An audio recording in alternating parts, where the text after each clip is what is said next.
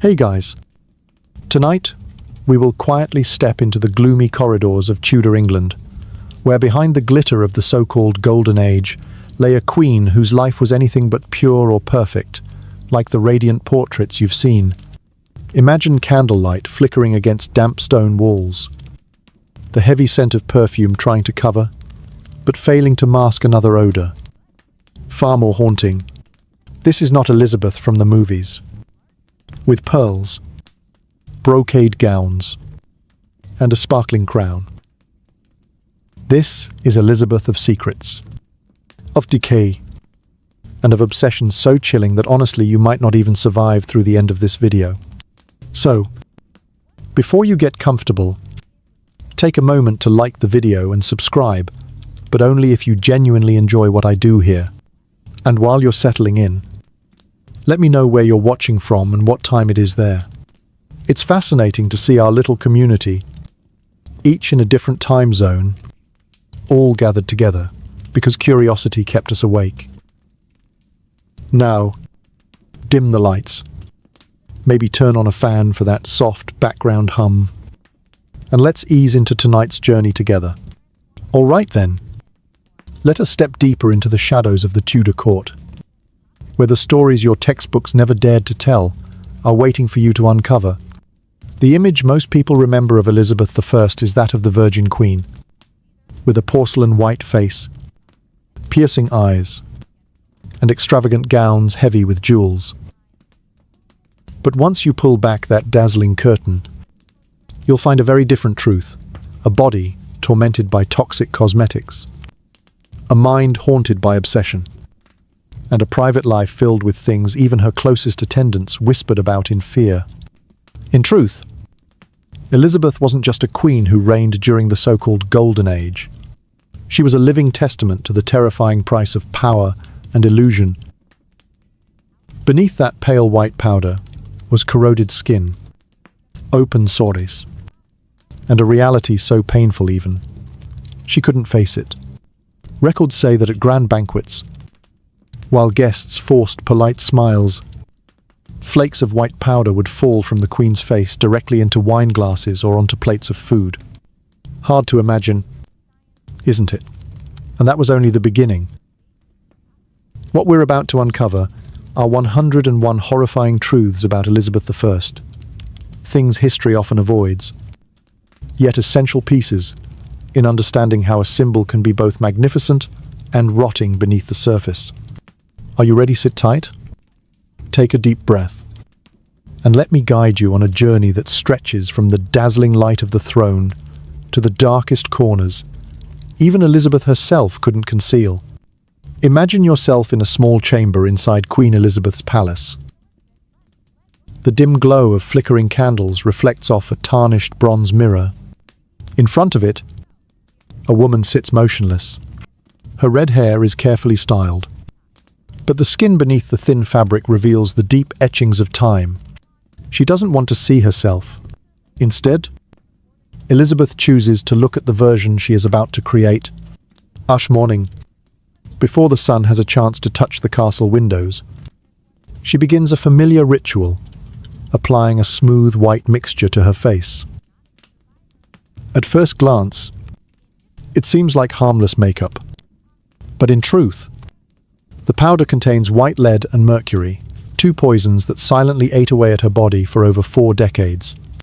Attendants used soft brushes to apply the mixture across her face, masking every wrinkle and every tiny scar. Slowly, the lead powder obscured the truth. Elizabeth was no longer a youthful maiden, but a woman whose face bore countless open, bleeding wounds, and yet, when she looked in the mirror, she smiled. In that cloudy reflection, she didn't see disease or age, only a queen with doll-like porcelain skin. The terrifying part is that she knew exactly what was happening. Court physicians warned her many times the ulcers on her face were caused by lead. The trembling hands were from mercury. But Elizabeth ignored them all. To her, dying behind that mask was better than letting the world see an old, weakened woman. They say that during banquets, she would still sit regally among hundreds of guests, lifting her wineglass with ease. But a single frown or smile would crack the hardened lead, sending powder flaking down onto the table. Guests had to pretend not to notice. Even as their hearts chilled, their mighty queen was falling apart before their very eyes. That image, a ghostly white face cracking and crumbling like candle wax, was like a prophecy for the fate of an entire dynasty. Because Elizabeth chose to trade her health, even her life, just to uphold the illusion of power and perfection. But you know, perhaps the most chilling thing wasn't her broken face, but her calm gaze. Elizabeth accepted that slow death like an addict, unable to give up the poison, because she feared something far worse than death itself being truly seen. Imagine you're a courtier in the palace, standing silently in the corner as the queen begins her daily makeup ritual. On the table lie rows of tiny ceramic jars, filled with white powder as soft as snow. But in the eyes of the royal physicians, they looked like jars of poison. And they were. Many times, those physicians had fallen to their knees, begging her to abandon the deadly mask. Once, John Dee himself, a royal astrologer and unofficial medical advisor, dared to bring her proof. He brought in victims from the paint workshops, laborers poisoned by lead, their skin grey, teeth gone, limbs trembling uncontrollably. "Your Majesty," he said, "this is your future, if you do not stop." But Elizabeth barely glanced at them, quietly turned the mirror toward herself, and dipped her brush once more into the white powder. She didn't just ignore the warnings, she increased the dose. On ceremonial days, she applied even thicker layers, sometimes twice a day. As the candlelight danced around the palace and reflected off her porcelain face, Elizabeth didn't see death closing in. She saw an immortal queen staring back from the mirror. There were also times when she sat for hours in front of the mirror, examining every detail, touching the small cracks on her mask with her fingers, whispering, "No one must see me weak." Servants recalled that once, she mumbled so feverishly, it bordered on delirium, adjusting the powder as she repeatedly assured herself that no one would ever see the skin beneath. You see, Elizabeth wasn't deceived. She knew she was poisoning herself. But in her mind, the fear of losing her perfect appearance, of being seen as an ordinary woman, was even more terrifying than death itself. And it was that very choice that turned her into a prisoner of illusion, locked within a cold lead mask. Sealing, shut the door to life with her own hands. Elizabeth fully understood she was destroying herself, but her obsession with a flawless face made her ignore everything. Eventually, the lead mask she had built wasn't just a disguise. It became a hardened shell that began to crack and fall apart right before the eyes of the entire court. Records from palace banquets recount horrifying scenes when the queen smiled or merely moved her lips to speak. The stiff white powder would start to crack. Sometimes it was a long fissure running from the corner of her mouth down to her chin. Sometimes small fragments crumbled directly onto silver plates or into glasses of rich red wine. Foreign guests invited to these banquets had to suppress their discomfort, bowing their heads, pretending not to see anything, for any reaction on their faces could be seen as an insult. Worse still were the receptions for foreign ambassadors. It was said that even while Elizabeth was discussing marriage proposals or trade treaties, hardened white fragments from her cheeks or forehead would fall onto the table. Some ambassadors wrote letters home, hinting in vague terms about a queen with an incomplete face, but most chose silence. No one dared record in full detail what they witnessed. It was too horrifying to put into words. To Elizabeth, it seemed none of this mattered. She continued to eat, converse, raise her glass as if nothing had happened. That mask, even when crumbling, was seen by her as a small sacrifice in preserving an immortal image. But in the eyes of those around her, The image was no longer immortal. It had become a living corpse, wrapped in a cracking shell. And from there, the Tudor court began to absorb a quiet dread. The Queen was not only poisoning herself, but also exposing the slow collapse of an entire dynasty right there. On her fractured face, when the mask of lead and mercury began to crack and fall in front of everyone, the visual illusion could no longer hold. But Elizabeth's tragedy didn't stop at those cracks, because even in silence, when no one was looking, her body continued to betray her with a language far more terrifying smell. Records from ambassadors and palace guards are consistent in one detail before Elizabeth entered a room. Her presence was known from afar, not because of royal music, nor the bustling entourage, but because of a pungent, acrid scent, sweet and heavy like lead, sharp and metallic like mercury. Mixed within was the rotting stench of ulcerated wounds, hidden beneath layers of luxurious gowns. The royal physicians knew the reason toxins absorbed through the skin, seeping into the blood, then expelled through sweat and breath. They recorded that even her breath carried a metallic taste standing nearby, caused burning throats, dizziness, and blurred vision. A French ambassador once wrote in his report that meeting the Queen was a full assault on the senses, and that it took him days to recover from the nausea. Elizabeth knew it. She tried to mask it with fine perfumes, crushed rose petals, and strong musk. But all of that only made the air around her more grotesque, as if sweet fragrance was desperately trying to blend with the stench of death. Her closest attendants had no choice but to grow accustomed to this truth. But foreign diplomats could not. Many delegations, after arriving at the palace, requested to conduct meetings in the garden, using the excuse of pleasant weather, though the real reason was simply that they couldn't bear the air inside the room. Yet Elizabeth remained indifferent. She continued to speak, continued to display the image of a powerful queen, as though nothing was wrong. To her, it was a small price to pay for the illusion of immortality, but for those who had to stand close, it was an unforgettable experience. And when they left England, they whispered to one another. Meeting the Queen was like stepping into a living tomb. When the metallic stench and the scent of rot had already suffocated everyone, another lingering horror haunted the Tudor court, the Queen's teeth. In portrait, Elizabeth appeared with a discreet smile, lips tightly pressed, almost never revealing her teeth. This was no accident. Behind that layer of red lipstick were rotted teeth, blackened and jagged like charred embers. The reason was simple but horrifying: she was addicted to sugar. At the time, sugar was a luxury reserved for the elite. To Elizabeth, it was like white gold.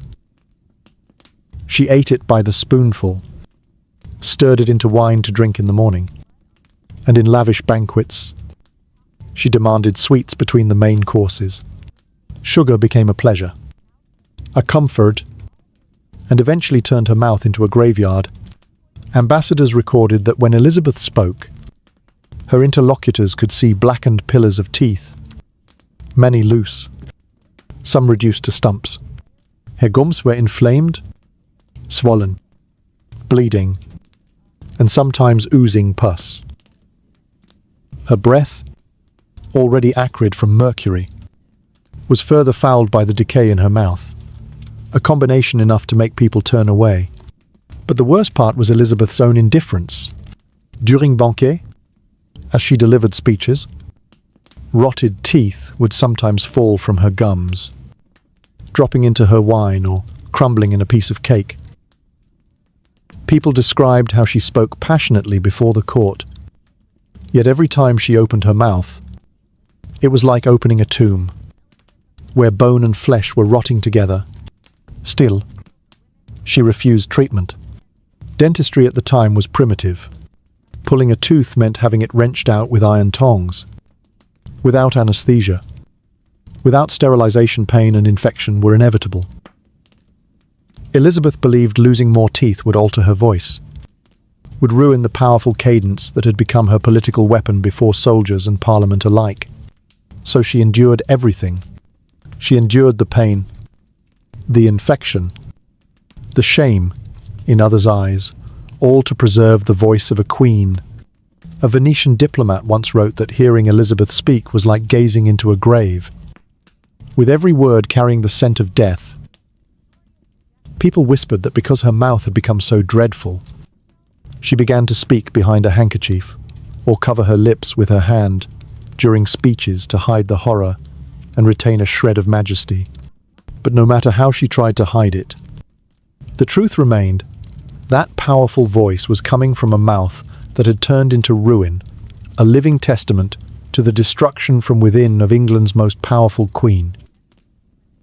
When most of her teeth were gone, what remained were empty sockets and shattered stumps like burnt tree roots. Those gaps turned her mouth into the perfect trap for food during grand feasts. As she tore into meat, bit into cakes, or sipped wine, bits of food got trapped in the deep, inflamed gum pockets. She still spoke, still smiled, still projected authority. But those sitting close could clearly see rotting breadcrumbs, never meat strands, green bits of vegetables stuck in decayed teeth, refusing to budge. These forgotten scraps weren't just leftovers. They quickly decomposed, releasing a foul stench that not even the most expensive perfumes could cover.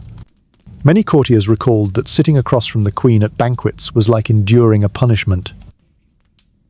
Each time she opened her mouth, it wasn't just words that came out, it was a wave of foul breath, strong enough to make others dizzy or nauseous. Her close ladies-in-waiting had to devise ways to salvage the situation. They developed a secret language, exchanging glances whenever they spotted her mouth full of debris. Sometimes, they would gracefully offer her a wine goblet, suggesting she rinse, and pretend to praise the drink's flavor so she wouldn't be offended. But Elizabeth didn't always comply. On one occasion, when a lady-in-waiting tactfully mentioned her breath, she was met with such fury that she was banished from court. Some days, Elizabeth let the decomposing food remain in her mouth for hours, even days, and while those remnants rotted, she continued signing documents, meeting ambassadors, discussing state affairs as if unaware that each breath she took had become a silent weapon of torture. Foreign ambassadors' accounts are hard to believe but eerily consistent. Negotiating with the Queen of England, one wrote, was like being locked in a sealed tomb, where every word was drowned in the stench of decay. And that was only the mouth. The next truth was even more horrifying as disease. Pain and fear of losing power took hold. Elizabeth refused all dental treatment, turning oral agony into an inescapable nightmare. If the rotting food in her mouth was enough to terrify the court, the deeper cause was far worse. Elizabeth adamantly rejected all dental procedures. At the time, tooth extraction meant being dragged to a wooden chair, having an iron tool clamp the rotten tooth, and yanking it out raw, no anesthesia, no sanitation. The sound of cracking teeth and spurting blood haunted many moments. But for Elizabeth, the fear wasn't just the pain. She believed that losing another tooth would alter her voice, and that was something she could never accept, because her voice was her weapon. It had calmed troops before the Armada, made parliamentarians tremble in chambers. A single lost tooth, a slight shift in tone, and Elizabeth believed that strength would vanish. So she chose to endure. The court physicians pleaded many times. On occasion, they knelt with forceps in hand, only for Elizabeth to fly into a rage, hurling whatever was within reach at them. One record claims she had to be physically restrained by courtiers to stop her from attacking a doctor who dared suggest removing an obsessed tooth. So the illness continued unchecked. The infection spread from her gums to her cheeks, causing swelling, Sometimes, abscesses burst, and pus dripped down her chin. But Elizabeth still forced herself to appear before the court, hiding everything under heavy powder and rouge. The excruciating pain caused sleepless nights, tormenting her day and night. But the obsession with the voice of a queen was stronger than any physical suffering. Close attendants recorded horrifying scenes. She would sit on the throne, one hand clutching her swollen cheek, the other gripping a state document, teeth grinding from pain. Yet her eyes still commanded, never allowing anyone to approach with dental tools. Better to endure agony to the point of madness than to reveal weakness. But that very stubbornness worsened her condition, spreading from her mouth to the rest of her body. And then, in the surviving medical records, there is a number that sends shivers down the spine throughout her life. Elizabeth underwent bloodletting over 200 times, a primitive, brutal, and meaningless treatment in which she placed absolute faith. In the 16th century, European medicine was still engulfed in the darkness of misconceptions. It was believed that illness resulted from an imbalance of the four humours in the body: blood, phlegm, black bile, and yellow bile. And the most common remedy to restore balance was bloodletting. Simple logic: if you're ill, your blood must be dirty. Just drain some out, and health will return. It sounded reasonable, but in practice only weakened patients further, sometimes hastening death. Elizabeth, for all her political intelligence, believed deeply in this method. Whenever she had a toothache, a fever, a headache, or even mild fatigue, the royal physicians would prepare small blades or apply leeches to detoxify her. And she didn't do this once or twice, but more than 200 times throughout her life.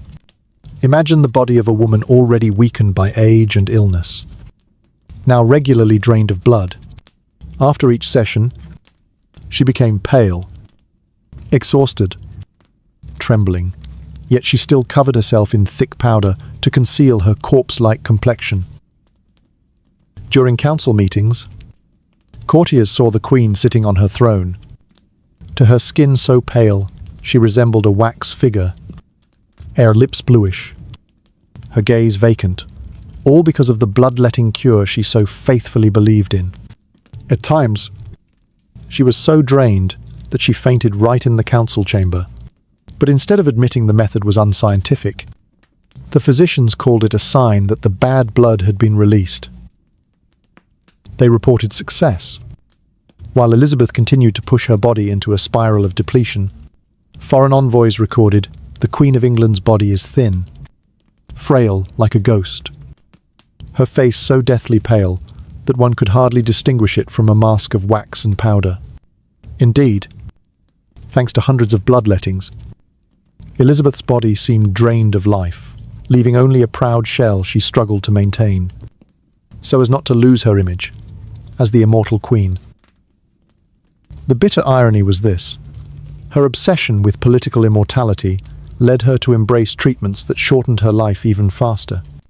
And so, whenever Elizabeth appeared before the public, what people saw was no longer a mighty monarch but a tired, withered shadow propped up by white powder, wigs, and iron will. Yet the tragedy did not end there. The next truth revealed an even sadder fear in her final years. Elizabeth began to fear her own reflection, the image in the mirror. People often say the mirror never lies.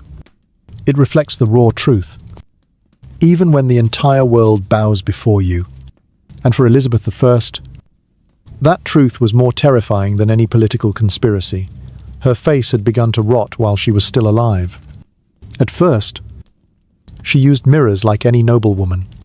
Each morning, her attendants brought a silver mirror, and she would sit for hours, while ladies-in-waiting applied layers of white lead, red lipstick, and styled her towering wigs. But over time, as her skin became rough and ulcerated, her teeth black and falling out, and her body weakened from bloodletting, The mirror turned into an enemy. There were days when Elizabeth sat in front of the mirror for hours, refusing to leave. She stared intently, as if trying to rediscover the image of the radiant virgin queen who had once captivated all of Europe. But all the mirror returned was a wrinkled face, mottled skin, and sunken eyes devoid of light. Servants recalled that once she suddenly screamed and hurled the mirror to the ground, leaving the entire palace in stunned silence. After that incident, Elizabeth issued an order all mirrors in the palace were to be removed or covered. No one was to allow her to accidentally catch sight of her own reflection. From that point on, the palace became strange, a place without mirrors, as if everyone lived in a world without truth. When foreign guests came to court, they wondered why no mirrors adorned the lavish rooms. Courtiers would smile awkwardly, offering excuses that the queen preferred simplicity. But the truth was far more haunting. It was a fear that reached the marrow, a terror of seeing herself disintegrating with every breath. One tale passed down through the years recounts that one evening, under flickering candlelight, Elizabeth accidentally caught her reflection in the polished silver surface of a tray. She remained silent for a long time, then turned away and wept. From that moment on, not only mirrors, but even reflective objects like polished metal and clear glass were banned from her presence. For a queen, fearing one's own reflection may sound ironic, but it was the clearest sign of Elizabeth's final tragedy. Power could command a nation, but it could never defeat the harsh truth of time and the body. The world remembers Elizabeth as a powerful queen, resolute in her refusal to marry to protect her throne, using the title Virgin as a political tool to maintain an image of purity and untouchability. But how could a flesh and blood human, living in perpetual loneliness, completely suppress emotion and desire? The man most often mentioned at the top of the list of Elizabeth's secret lovers is Robert Dudley, the Earl of Leicester. From a young age, he had been her close friend. They grew up together, shared the most difficult years of her life when she was a suspected princess, even held under house arrest. Then, when Elizabeth ascended the throne in 1558, Dudley immediately became her closest shadow, the one she trusted above all others. At that time, the English court was abuzz with gossip. Elizabeth and Dudley's relationship exceeded mere friendship. The rumors intensified as the Queen granted him countless favors, lands, titles, and political power. Dudley appeared at every banquet, always standing just behind the throne, like an irreplaceable attendant. What made the rumors explode was the mysterious death of Amy Robsart, Dudley's wife. In 1560, she was found dead at the foot of a staircase in her manor, her neck broken, with no witnesses. The public was outraged. Had Dudley murdered his wife to marry Elizabeth? Though no proof was ever found, the death remained shrouded in suspicion, and the dream of a public marriage between the Queen and Dudley died with it. Yet, amid the scandal, Elizabeth kept Dudley by her side. It was said that late at night, the lights in the Queen's private chamber still burned, and not long after, Dudley would be seen leaving. A Spanish ambassador once reported to his court, "No one doubts that the Queen has an intimate relationship with Leicester." But all remained silent, for she is the Queen. But Dudley was not the only one. Later in life, Elizabeth found charm in younger men. One of them was Robert Devereux, the Earl of Essex, 30 years, her junior. The young, handsome, and romantic man quickly became a source of comfort for the Queen, who was now over 50. Their relationship was so public that no one failed to notice. Essex received special favor in political decisions. The Queen even visited his private quarters, something she had never done for any other courtier. Within the palace, people whispered that the Queen was smitten like a maiden with a brash and ambitious young man. But Essex's arrogance led the relationship to end in tragedy. When he defied orders, and led a rebellion against the crown. Elizabeth was forced to act. In 1601, Essex was executed for treason. It was said that when she signed the death warrant, Elizabeth's hand trembled, and tears streamed down her face. She had not only lost a loyal subject, but the last affection that had stirred her aging heart. Beyond these two prominent figures, there were countless stories of other ambiguous relationships, from Francis Drake, the explorer, who brought glory to the empire, to young courtiers who frequently visited the Queen's chambers. No one knows for sure what was truth and what was rumour. But one thing is certain: the title Virgin Queen was more a political device than a reflection of personal life. So why did Elizabeth have to hide it? The answer lies in the fragility of the Tudor throne. If she married, power would be shared, or worse, lost to a foreign husband. If she admitted to lovers, the image of the mother of the nation would collapse. And so, for her entire life, Elizabeth lived in a paradox. She could love, she could form bonds, but she could never go public. That made her final years all the more lonely. The men who had once been her emotional anchors were gone. Dudley dead, Essex executed, leaving only an aging queen, seated on a cold throne, covering mirrors and applying thick layers of powder to pretend she was immortal. Perhaps that was the cruelest truth of her life. Elizabeth was not a divine virgin goddess, but a woman of flesh and blood, one who loved, who grew jealous, who suffered, but was forced to live behind the mask of the untouchable virgin to protect her crown and her country.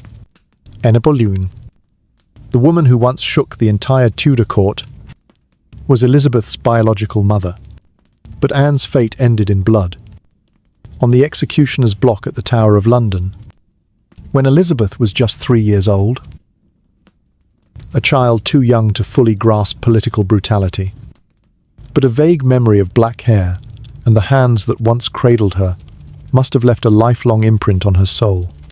When Elizabeth ascended the throne in 1558, she was immediately confronted with a harsh reality. Her mother's honour had been smeared. All across England, people still whispered that Anne Boleyn was an adulteress, a witch, the woman who led King Henry VIII to sever ties with Rome. Because of that scandal, Elizabeth had long been considered a bastard, unworthy of the throne. Yet deep down, Elizabeth never forgot she was Anne's daughter. In many official portraits, she chose to wear gowns embroidered with pomegranates or Tudor roses, symbols associated with her mother. Some historians have even noted that the pearl necklace Elizabeth often wore was a keepsake from Anne, a silent way of affirming her lineage and dignity. There is another touching tale when Queen Elizabeth I passed the site of her mother's execution at the Tower of London. She remained silent for a long time, then whispered to a courtier, "This place took more than a life. It left a wound in my heart that will never heal." No one dared mention it aloud, but everyone knew she was remembering Anne Boleyn. Another notable detail: Elizabeth avoided mentioning her father Henry VIII in front of courtiers, yet she allowed court playwrights to subtly include the image of a wronged heroine in court dramas. Scholars believe this was her indirect way of honouring her mother through art and symbolism, rather than explicit speech. For Elizabeth, remembering Anne wasn't merely filial affection, it was a source of strength. Her mother's injustice fueled her determination to rule brilliantly, to prove that Anne Boleyn's bloodline was not a disgrace, but the legacy of a great queen. The title Virgin Queen may also be seen as her rejection of her parents' tragic marriage, as if to say, "No man will decide my fate, as they decided my mother's." So each time Elizabeth stood upon the throne, bathed in the blinding light of power, behind her stood a shadow, the shadow of a woman who lost her head for love and ambition. And that shadow followed Elizabeth to her final days, when she refused to lie down in bed, terrified of death perhaps because, deep inside, she still saw Anne kneeling before the executioner's blade. After Henry VIII died, Elizabeth was only 13. His successor, Edward VI, her half-brother, was still too young to rule, so the realm fell under the control of regents. During this time, Elizabeth was sent to live with her stepmother, Catherine Parr, Henry's final wife. Catherine was a wise, gentle woman who loved Elizabeth dearly, treating her like a daughter. It seemed this would be a peaceful period for a royal young woman to grow up, but tragedy came from within her own household. Thomas Seymour, Catherine's new husband, who was also the uncle of young King Edward VI. Thomas Seymour was known to be ambitious, always scheming for influence at court, and he fully understood the opportunity Elizabeth represented.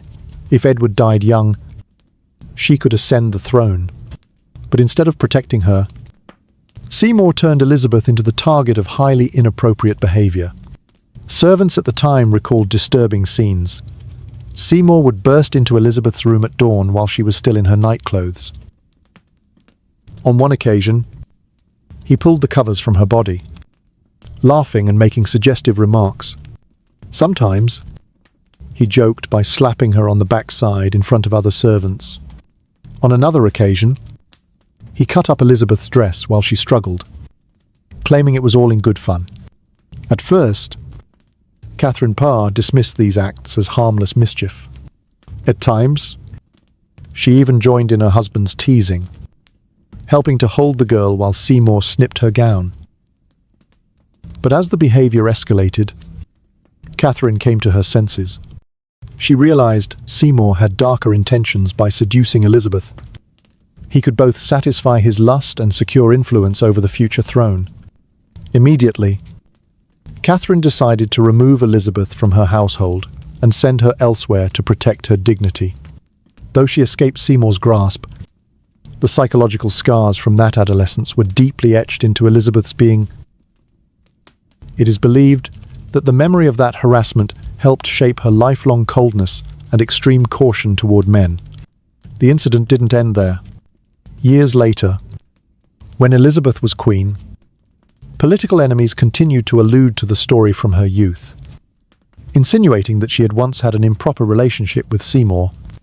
In reality, Seymour was executed not long after Catherine Parr's death for treason against the Regency Council. But his name, along with the painful memory, stayed with Elizabeth until the end of her life. Perhaps this is why she never wished to marry. Deep down, Elizabeth could not believe any man would truly love her for who she was rather than for her crown or out of lust. The image of a 13-year-old girl being preyed upon in her own home by the husband of her beloved aunt became a haunting symbol that pushed her to choose the path of the Virgin Queen, a monarch who alone would control her fate.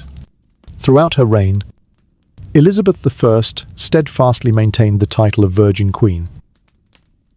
She turned it into a political legend, a soft weapon shielding her from marriage pressures, while also crafting the image of a queen married to her nation, loyal only to her people. But despite her efforts to build that wall of pride, the court and all of Europe was awash with rumors, and among the most unsettling was one that circulated for centuries that Elizabeth had once been pregnant, and may even have had a secret child. The origin of these whispers began in her youth. After leaving Catherine Parr's home due to the Seymour incident, Elizabeth was moved between several residences.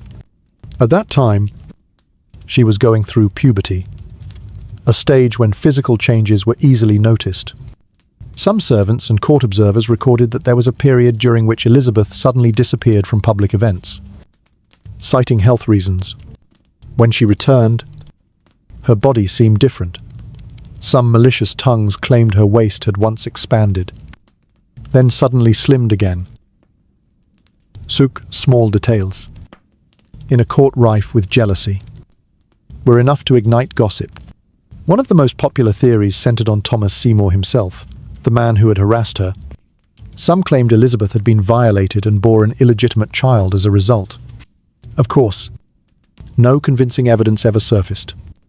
But the fact that Seymour was executed just a few years later only deepened suspicion, had the court eliminated him to bury the scandal forever. It wasn't just Seymour. Another figure, frequently linked to rumours of a hidden child, was Robert Dudley, the Earl of Leicester. The man Elizabeth loved most. They had known each other since childhood. Growing up together within the treacherous environment of the royal court, when Elizabeth became queen, Robert virtually became her shadow, present at every ceremony, banquet, and even during private moments. Their intimacy was so evident that foreign ambassadors regularly reported back home that the English queen was infatuated with a domestic nobleman. A widespread tale claimed that Elizabeth and Dudley had a secret son, born at a remote countryside estate and raised under a different name. Some 17th and 18th century writers even identified the child, suggesting he had grown into an obscure nobleman or a distinguished scholar. However, all such claims lacked evidence. No records, genealogies, or official documents ever confirmed the existence of a child bearing Elizabeth's blood, but the rumours never died.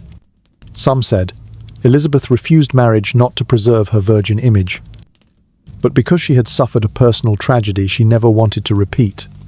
Others speculated she nearly died in childbirth and had to conceal the event at all costs.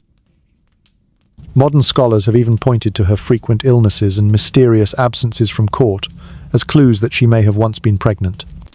What's intriguing is that the Tudor court was known for its vast spy network and tight control. If a secret child truly existed, numerous servants, doctors, or attendants would have had to know. Yet for centuries, aside from a few vague whispers, no credible proof has ever emerged. This has led many modern historians to suspect was it all just a politically motivated smear campaign. Remember, Elizabeth lived in an age of intense religious conflict. Catholics and Protestants constantly sought to undermine each other. As a Protestant queen, Elizabeth was a prime target for Catholic Europe, especially Spain. To her and me, spreading rumours that she had an illegitimate child was a deadly blow. It would not only destroy her virgin queen image, but also cast doubt on the legitimacy of her rule. Even within England, conservative factions seized upon the tale. To them, a female monarch refusing to marry was already scandalous. If she also had a bastard child, the entire regime would be tarnished. And so, the rumour was inflated again and again, passed down through generations like an unsolved mystery. Strangely, Elizabeth almost never publicly reacted harshly to the rumours. She chose silence, allowing the world to speculate. Perhaps she understood that the more she responded, the wider the rumours would spread. With pride, she turned gossip into a tool of power if enemies had to resort to fabricating stories about her womb to attack her. It meant they had no real weakness to exploit on the throne. But we also cannot deny another possibility deep down. Elizabeth carried guilt and loneliness. If she had indeed endured a personal tragedy, then choosing to live her whole life without husband or child might have been her way of taking that secret to the grave. To this day, historians still debate, did Elizabeth truly live her life as the Virgin Queen? Or was there, behind that mask of power, a woman who once secretly became a mother? There is no definitive answer, and perhaps there never will be. But that very ambiguity is what makes her story so haunting, leaving generations both awed and unsettled. If the rumour that Elizabeth had a secret child remains an open question, another fact is beyond dispute. Her dental health was, without exaggeration, a disaster. The image of the powerful Virgin Queen, proud and poised, with her powdered face and piercing eyes, was in truth hiding a blackened smile, foul breath, and teeth that fell out one by one with time. The cause is no mystery. Elizabeth was born into an era when sugar, an exotic luxury, imported from the colonies, became the new addiction of the European elite. In England, the wealthy flaunted their status by consuming vast amounts of sugar, candied fruits, hard sweets, sugary pastries, even sweetened meat stews. Elizabeth had a particularly strong sweet tooth. Servants reported that every banquet had to include several sugar-coated confections, and she could nibble on preserves for hours while holding conversation. The result, her teeth quickly changed color, from white to yellow, yellow to brown, then eventually black. French and Spanish ambassadors who came to court did not hide their revulsion. One even wrote in a letter home, "The Queen of England smiled at me with a mouth that had only a few teeth left." Black as coal. Reading that now is both comical and pitiable. One of the most powerful women in the world suffered a private torment, rotten teeth. But the worst was yet to come. As her teeth fell out, the remaining ones loosened, causing chronic pain. Elizabeth often complained of toothaches, so severe they robbed her of sleep. At the time, dentistry was non-existent treatment, usually meant yanking the tooth out. However, she was so terrified that she repeatedly refused. The result, her mouth became riddled with infections, producing a horrendous stench. Servants noted that during one council speech, nobles sitting nearby discreetly covered their noses with handkerchiefs. A famous anecdote tells of a foreign ambassador who, after speaking with her for about half an hour, stepped outside and told a courtier, "I would rather negotiate with an unfired cannon than endure the breath of the Queen." The remark may be exaggerated, but the suffering was real. What's fascinating is that Elizabeth, with her characteristic shrewdness, knew how to weaponize her flaw. On one occasion, she deliberately laughed loudly, exposing her decayed teeth, causing foreign envoys to lose their composure. In that moment, she seized the upper hand, turning a weakness into a power play. A Tudor queen would never allow herself to be humiliated even by her own breath. However, she couldn't always maintain control. In old age, as her health declined and toothaches grew worse, she became irritable and impatient with her attendants. Records show that once, she ordered the punishment of a servant who had accidentally mentioned a bad smell in the room. For Elizabeth, calling out her physical flaws was the gravest offence. Ironically, ordinary people in England came to view black teeth as a sign of nobility. Since sugar was so expensive, only the wealthy consumed enough to ruin their teeth. As a result, women of lower classes even applied soot or herbal paste to their teeth to imitate the look. The blackened smile became a strange kind of fashion statement, and Elizabeth, knowingly or not, became its trendsetter. Today, historians still debate whether Elizabeth's dental issues influenced her political decisions. Some argue she avoided long negotiations or close contact to escape scrutiny. Others claim the opposite, that it made her more defiant, determined to prove that a queen could rule all of Europe without needing a beautiful smile. Whatever the case may be, the story of Elizabeth's decayed and fallen teeth has become one of the most frightening yet oddly humorous truths about her. It shows that even a queen, revered by her people, had to endure painfully human sufferings, ones that no makeup, power, or throne could ever fully hide. As age began to weigh heavily on Elizabeth's once steadfast shoulders, the Tudor court entered a more sombre atmosphere. In the final years of the 16th century, England had secured a powerful global position. Its navy defeated the Spanish Armada. Trade flourished across the world, and the image of the Queen became a symbol of prosperity. But within, Elizabeth lived a silent tragedy, a decaying body, a weary soul, and a growing fear of confronting old age. The first illness to plague her was an obsession with beauty. Throughout her life, Elizabeth used white lead and vinegar-based powders, cosmetics that initially softened the skin but eventually destroyed it, causing peeling, roughness, and even ulcers. By the time she was 60, Her face was covered in scars and fissures. Yet she refused to give up the habit. Every day, she applied a thick layer of powder, followed by deep red lipstick made from mercury. Courtiers noted that at times she appeared like a moving wax figure, a pale, rigid face, unfamiliar even to herself. This was not vanity, it was fear. Elizabeth believed that as long as she looked young and powerful, her subjects would never question her authority. She avoided the truth. Her body was rotting, her hair falling out in clumps, her teeth dropping away. She commissioned massive wigs adorned with feathers and jewels to conceal her bald scalp. Every time she stepped into the public eye, Elizabeth was like a ghost in disguise, a woman masquerading as an immortal icon. But the price was horrifying.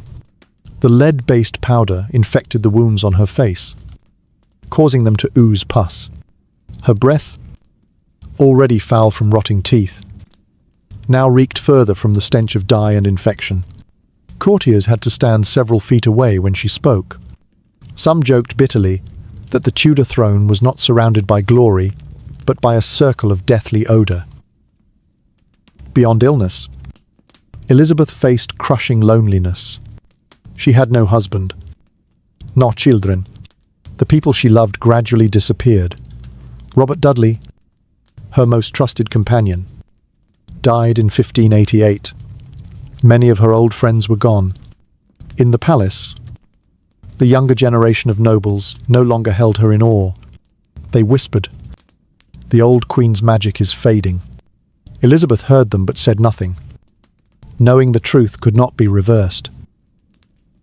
The breaking point came in 1601, when her godson Robert Devereux, the Earl of Essex, whom she had once adored, betrayed her and attempted rebellion. Elizabeth was forced to sign his death warrant.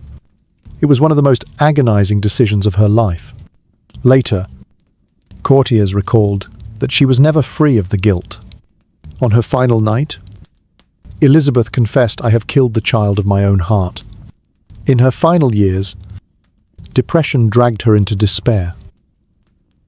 She suffered chronic insomnia, often wandering the palace halls, standing motionless under candlelight. Servants saw the queen sitting in silence, eyes distant, lips murmuring as if speaking to the ghosts of Dudley, of Essex, of Anne Boleyn, the mother she never fully knew.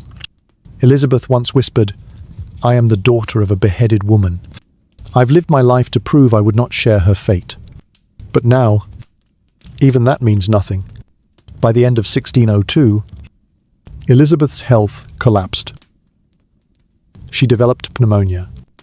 Her body weakened, barely able to eat or drink. Courtiers pleaded with her to lie in bed and rest. But Elizabeth refused. She feared that if she lay down, she would never rise again. And so the queen sat on cushions for days on end, growing weaker, dark circles under her eyes, yet stubbornly holding her posture. It was a scene both tragic and eerie, the great Queen of England, frozen like a statue, awaiting death. Historians recorded that Elizabeth died on March 24th, 1603. At the age of 69, she passed away while seated, never lying down. Courtiers had to gently lift her cold body and place it on the pillows. In that moment, the palace fell utterly silent. Only the soft crackle of candlelight remained. An era had ended, the era of a queen who turned England into an empire, but also bore the shadows of loneliness, vanity, and the pain of being human. The cruelest irony is that before her death, Elizabeth not only passed the crown to the Stuart dynasty, James VI of Scotland became James I of England, but also left behind a contradictory legacy, an unyielding monarch, and at the same time, a tormented soul destroyed by her own choices. The portraits painted of her in her final days, with thick white powder, sunken eyes, and tightly closed lips, no longer radiated allure.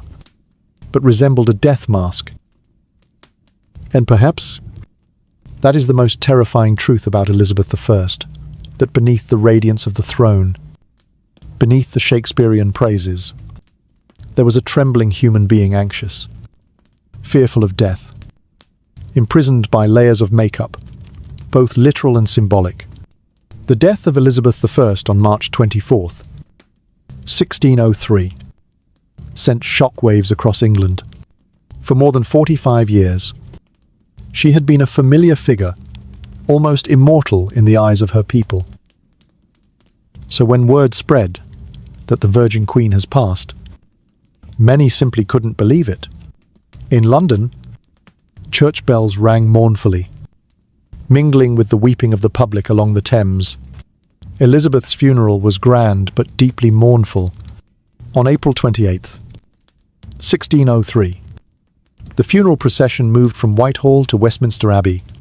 Leading were tattered flags, symbolizing the end of an era. Behind them walked long lines of courtiers in black mourning robes, heads bowed in silence. It was said that her favorite horse was also led along, riderless, draped in black cloth. The Queen's coffin was made of oak, covered in black velvet, and embroidered with golden crosses. Atop the coffin rested a lifelike wax effigy of Elizabeth's powdered white face, flaming red wig, and majestic royal garments. The crowd wept upon seeing it, for that was the image they had known for decades now, just an illusion. Some accounts even claimed that, due to the state of Elizabeth's real body, swollen, decomposed from lead poisoning and disease, the court had to use the wax figure to spare the public from witnessing the grim truth. Along the procession route, thousands crowded to watch. Some cried aloud, "We have lost the mother of the nation." Others whispered that the stench of death that had surrounded the Queen was finally gone. For in the last months of her life, Elizabeth had emitted such a strong odour that few dared stand too close. That very smell led many to believe she had been dying gradually while still seated on the throne. As the coffin was brought into Westminster Abbey, the atmosphere turned even gloomier. Candlelight flickered across the wax face, making it appear as though Elizabeth was staring directly at the mourners. Priests read prayers while the people bowed and wept. Some loyal courtiers fainted during the ceremony.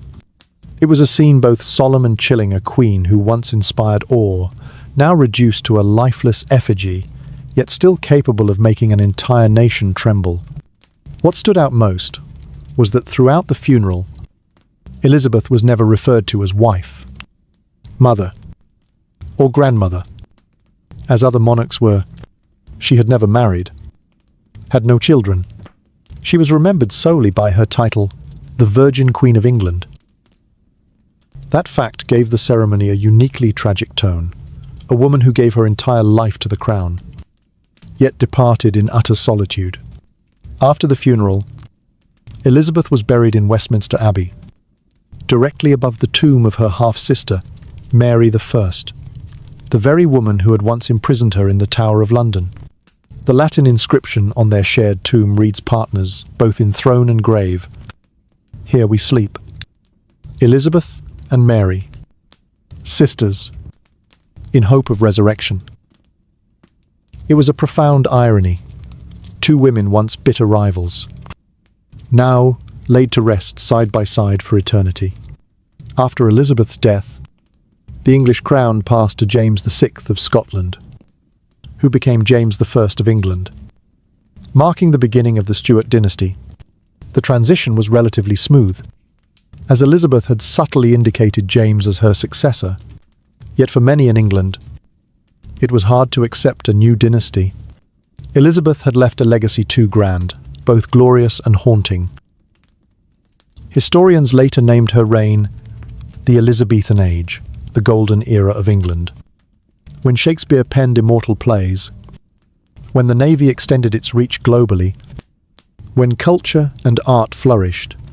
But at the same time, it was an age of contradictions, the worship of a virgin queen, while in reality she lived in isolation and was destroyed by the very choices that sustained her power. What chills posterity are the physical remnants left in Elizabeth's body. Some records claim that when she was embalmed, her corpse was grotesquely disfigured, purple-hued face. Only a few teeth remaining. A patchy, bald scalp. Physicians feared the stench of decay would pollute the air, so her burial was hastened. That image stood in stark contrast to the magnificent wax effigy used at her funeral, a grim reminder that Elizabeth had become a symbol, no longer a person. Hundreds of years later, visitors to Westminster Abbey still pause in silence before Elizabeth's tomb. Some whisper praises, calling her Gloriana, the greatest Queen England ever had. Others remember the ghastly secrets, the lead makeup that killed her, the odour that haunted the court, the loneliness that consumed her in the dark. And perhaps it is precisely those contradictions that make Elizabeth I immortal in history, a queen both magnificent and tragic, both worshipped and pitied. She lived her entire life behind the mask of power and cosmetics, only to die alone. Yet her legacy endures across centuries. After Elizabeth, I lay down for the final time. England didn't just lose a monarch, it lost a symbol. People continued to speak of her, not only in books, but around hearthside tales, in whispered folklore, and on theatre stages across London. An interesting detail, although James I of the Stuart dynasty had ascended the throne, in the minds of many, Elizabeth remained the true queen.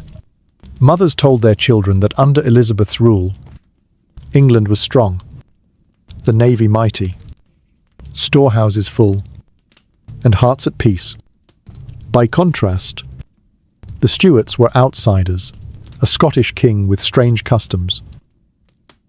For this reason, in the early years of James's reign, folk songs were still sung at harvest festivals, calling Elizabeth the gentle mother of England. It was also said her ghost lingered around Richmond Palace, where she drew her last breath. Some maidservants swore they had seen a figure in a white gown, with loose red hair, standing by the window, silently gazing out over the Thames. That silhouette appeared especially during stormy nights, as though Elizabeth couldn't leave the land she had devoted her life to protect. Even a century later, guards at Windsor reported hearing soft footsteps in the quiet corridors.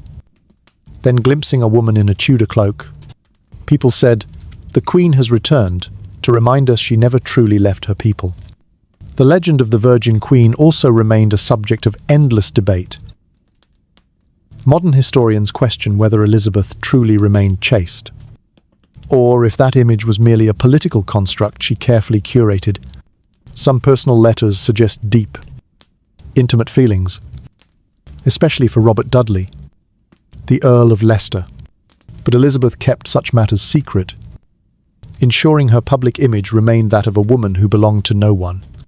It made her the only queen in English history seen as having married the realm. Strangely enough, the choice not to marry or bear children was both her strength and her tragedy. It freed Elizabeth from the constraints of dynastic marriage and allowed her to wield absolute power, but it also left her unbearably alone in her final years. No husband, no children at her side. Elizabeth departed this world like a candle quietly extinguished, with no family embrace to soften the silence. Yet it was this very solitude that helped forge her into a cultural icon. In poetry and art following her death, she was portrayed as a saintly figure, someone who sacrificed personal life for national glory. Shakespeare, who lived during her reign, left behind veiled verses praising Elizabeth as a goddess. Artists painted her in extravagant gowns, pale-faced, holding globes or swords, symbols of divine protection. Over time, Elizabeth became more legend than flesh. People forgot the deathly odour that clung to her body in her final years, forgot the decay and hair loss from lead makeup, and remembered only the Queen radiant on her dais, eyes blazing, voice echoing through Parliament. as if history itself applied another layer of powder to cover the harsher truths. In the 17th and 18th centuries, her image was revived as a national symbol. As England entered its imperial age, people looked back at Elizabeth's era and called it the Golden Age. The Virgin Queen became a kind of guardian spirit in the nation's memory, the one who launched naval supremacy, who ignited a cultural renaissance, who planted the pride that England could rival any power in Europe. Yet, alongside admiration, there were also grotesque rumours. Some whispered that Elizabeth was not a woman at all, that she suffered from deformities and the court had hidden the truth. A legend known as the Bisley Boy claimed Elizabeth had died young, and to avoid crisis, the court replaced her with a boy disguised as a girl, who lived the rest of his life in the role of the Queen.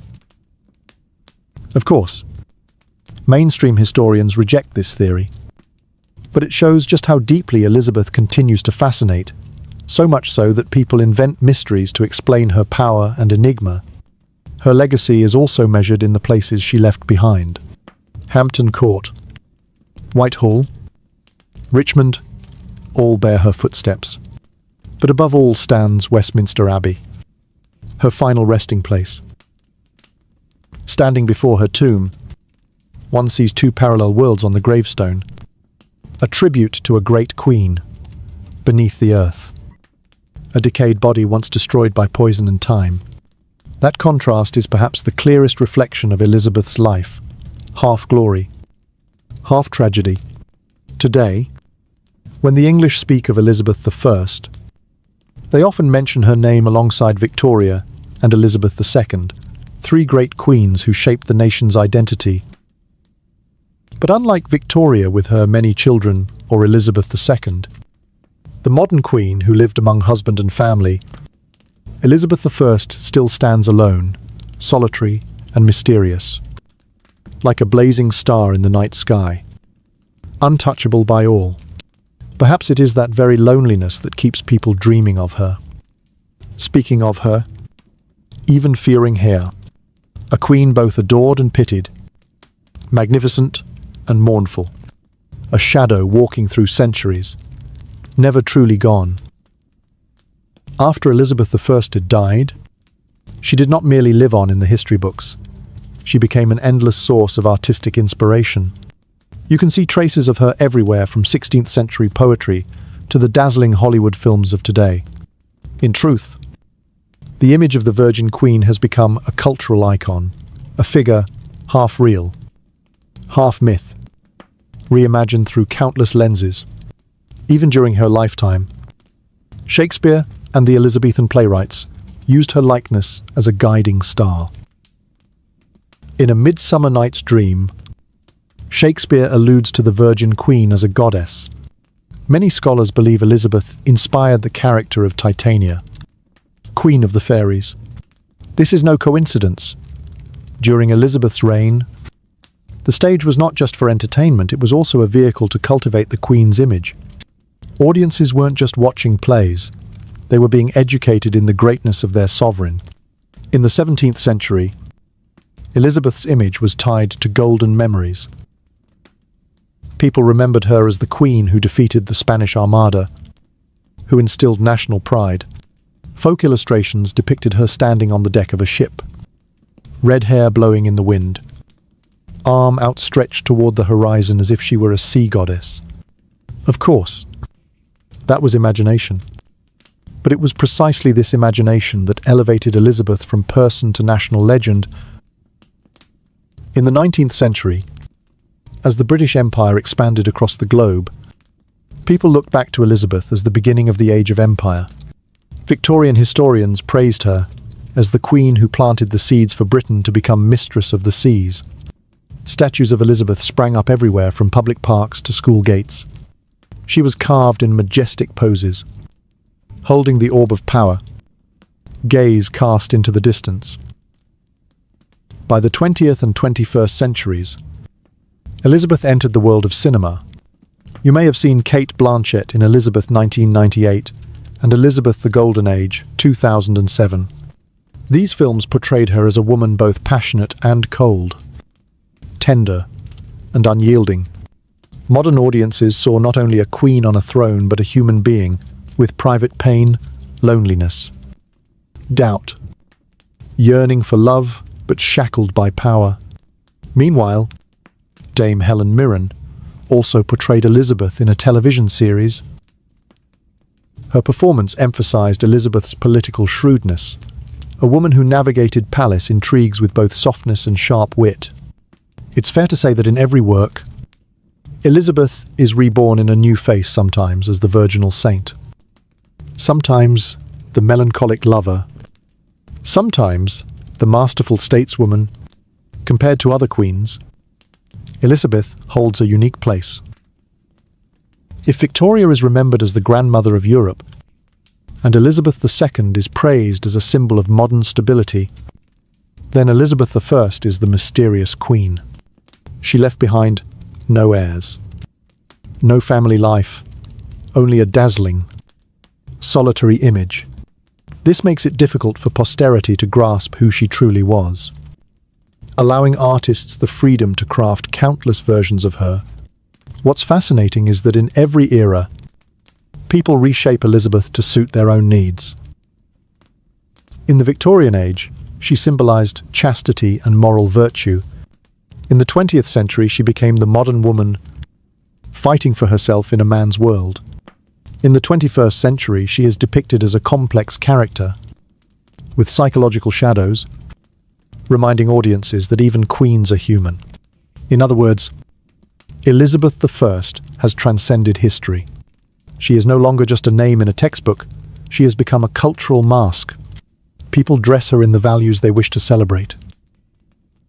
And that is what allows her to live on, not in the decaying body beneath Westminster Abbey, but in the collective memory of humanity. Today, if you visit London, you'll find countless traces of Elizabeth the statue outside the Globe Theatre, the National Portrait Gallery, with its famous Armada portraits, and even walking tours named Elizabethan London. People still love hearing stories about her, still long to step into the intrigue of the Tudor world, where a woman could rise and rule an empire. What's more, Elizabeth is often compared to her mother, Anne Boleyn. If Anne paved the way by defying prejudice and the court, then Elizabeth inherited that legacy, turning her mother's disgrace into personal strength. Many historians call Elizabeth the daughter who avenged her mother not with sword and blood, but with the enduring glory of her reign. Her death, seen through this lens, was not an end, but the beginning of an immortal legend, a legend that each century, each generation, continues to rewrite in its own way. And perhaps that is what Elizabeth truly wanted, not to live forever as an individual, but to endure as a symbol. If you look back at the river of English history, Elizabeth I shines like a solitary bright star in the Tudor night sky. But she is not the only queen who left a deep mark. What's interesting is that when you compare Elizabeth to other female monarchs, from the tragic Mary Stuart to the powerful Victoria, to the modern Elizabeth II, you can clearly see the singular nature of the Virgin Queen. Let us begin with Mary Stuart, enemy, and yet blood relative of Elizabeth. Mary, Queen of Scots, was born in glory, carrying both French and Scottish blood, and had once been Queen of France in her teenage years. But her life was a tragic symphony. While Elizabeth chose the path of singleness to preserve power, Mary did the opposite. Love, marriage, and desire became the very traps that destroyed her. Her first husband died young. Her second was assassinated. Her third was despised. From a beautiful queen, Mary became a political prisoner of her own kin and ended beneath a cold executioner's blade. Elizabeth saw in Mary a reflection. If I am weak, I too will end like that. And so, Elizabeth only strengthened her resolve: no marriage, no sharing of power. Mary died in disgrace, while Elizabeth lived long, ruled long, and died a legend. Posterity often places the two women side by side, as two opposites, one consumed by love, the other defined by powerful solitude. A few centuries later, we meet Queen Victoria, the longest reigning monarch of the 19th century. During the peak of the British Empire, if Elizabeth I was the symbol of beginnings, Victoria was the embodiment of expansion. Under Victoria, Britain became the queen of the seas, with colonies spanning the globe. But unlike Elizabeth, Victoria chose the path of family.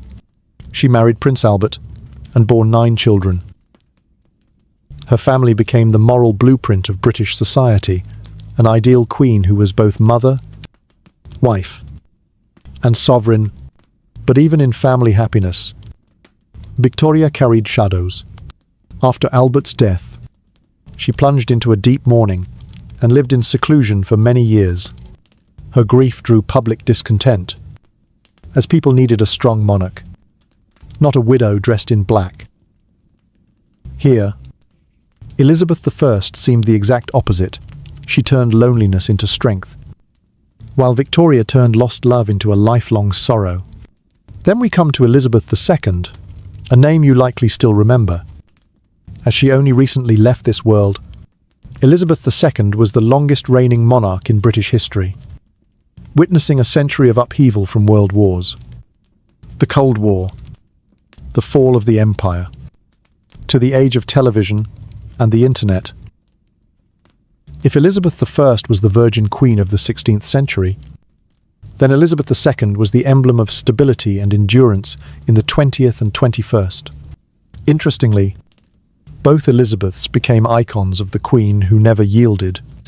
Elizabeth I did not yield to marriage, to court pressure. Elizabeth II did not yield to the media, to family scandal, to political tension. They were different in context, but similar in fortitude. If Elizabeth I built her legend with ritual, costume, and bold declarations, "I am married to my people," then Elizabeth II built her authority through steadfast silence. She rarely spoke, but when she did, the world listened. One used drama to assert herself, the other used simplicity. So when you place all these queens side by side, Elizabeth I stands out as a brilliant, jagged piece. She was not a nurturing mother like Victoria, not a faithful widow like Mary Stuart, not a symbol of modern continuity like Elizabeth II. She was something else, a queen of freedom, belonging to no one but her throne. And that is also why she remains the most remembered. People still debate Victoria, was she too conservative? People still debate Elizabeth II, was she too passive in a changing age? But with Elizabeth I, whether the debate is about lovers, cruelty, or solitude, one fact is universally accepted. She made England great in the eyes of Europe, and she left an indelible mark on human consciousness, especially when compared to male monarchs. Elizabeth's reign seems miraculous. In a world where the throne was nearly always reserved for men, a woman with no husband, no children, managed to stand firm for 45 years. It is not just the story of a reign, but living proof that power has no gender. It belongs only to those brave enough to claim it. And perhaps, if one day you walk past the statue of Elizabeth I in Greenwich, you'll see her stone eyes still gazing out over the distant sea. Those eyes do not only represent the past, but seem to whisper, "Remember." Sometimes one woman alone can change the destiny of a nation. When Elizabeth I drew her final breath in the year 1603, all of England seemed to pause in a moment of silence. That woman who had rejected every marriage, who had stood alone on the throne for 45 years, finally left this world in solitude. But that solitude was not a failure. It was the price she accepted to create a glorious reign, to transform England from a fragile, unstable country into a power that made Europe tremble. Elizabeth's death closed the Tudor dynasty, a lineage steeped in drama. From the infamous Henry VIII, the beautiful yet ill-fated Anne Boleyn, to Elizabeth herself, the daughter who overcame every prejudice to become an icon. Upon her death, the throne passed to James VI of Scotland, opening the Stuart era. And in that very moment, people began calling her Gloriana, the Virgin Queen, the beacon of a golden age. If you look back at her legacy, it lies not only in politics or warfare, it lies in language, in culture, in the spirit of English identity. Her age is tied to Shakespeare, Marlowe, Spenser, names that lifted English literature to new heights. Without Elizabeth, Shakespeare might never have had the freedom to write his immortal plays, from Hamlet to Romeo and Juliet. And remember, it was during her reign that the great sea voyages began planting seeds for the empire that would follow. But perhaps the most important thing Elizabeth left behind was an image of a woman who did not yield, did not compromise, did not let others decide her fate. In an era where women were often seen as the weaker sex, Elizabeth stood up and declared, "I have the heart and stomach of a king of England." That sentence still sends shivers down spines to this day. Of course, Elizabeth was not perfect. She could be ruthless to enemies, cold to courtiers, and at times contradictory in policy. But the truth is, history is never written by perfect people. It is written by those who dare to go against the tide, who dare to walk through fear, and who dare to leave footprints on the sands of time. Elizabeth I was one of those people. And you see, when we close this story, like closing an old book, the page is yellowed, but the scent lingering Elizabeth I is not just a historical figure. She is a part of collective memory. In plays, portraits, and whispered tales passed down through centuries. Now, as you lie in bed, in your own quiet room, try to imagine just for a moment somewhere, beneath the night sky of distant England, the oil lamp in Richmond Palace still flickers. A queen who had weathered many storms now rests, leaving the world her legacy. And we, living in the 21st century, still whisper her name, like a story that never fades. Perhaps the message Elizabeth most wanted to leave behind was this: that strength is not in gender, not in title, but in the will that refuses to surrender. And that, too, this is a gentle message for you, the one listening to this story, for a bit of peace before sleep. That sometimes, you don't need to be like anyone else, don't need to follow any mold, as long as you dare to be yourself, to keep the fire in your heart alive. You are already strong enough. So now, let the sounds of the world fade. Let the image of Elizabeth I in her golden embroidered gown, high proud collar, and gaze both cold and steady slowly drift from your mind. In its place, let there be a quiet space, where you can breathe slowly. Let your body relax. Let your eyes close. May you have a truly peaceful, deep sleep as if resting in the gentle arms of history. And when you wake tomorrow morning, may you carry with you a bit of Elizabeth's strength, the strength of resilience, of belief, and of a heart that never yields. Sleep well.